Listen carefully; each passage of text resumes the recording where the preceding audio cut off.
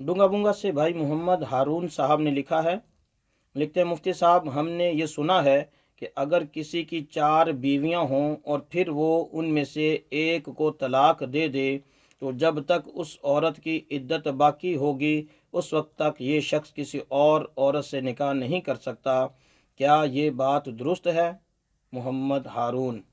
जी मेरे मोहतरम भाई, बिल्कुल दुरुस्त बात है कि चौथी बीवी को तलाक देने के बाद जब तक उसकी इद्दत ख़त्म ना हो तो किसी और औरत से निकाह नहीं करवा सकते। चूँकि जब तक औरत निकाह जब तक औरत इद्दत में होती है तब तक वो मिन वजहिन एक सूरत से एक तरह से निकाह में होती है। तो इसलिए शरीयत ने जो हद बताई हमें ज़्यादा से ज़्यादा बीवियां रखने की, वो 4 है। तो चूँकि अभी तक औरत इद्दत में है तो मिन वजहिन एक सूरत से ये निकाह में भी है। अगर मज़ीद अगली औरत से निकाह करवाते हैं तो गोया कि ये 5वीं औरत से निकाह हुआ। इसलिए जब तक इसकी इद्दत पूरी ना होगी तब तक एक और औरत से निकाह नहीं करवा सकते।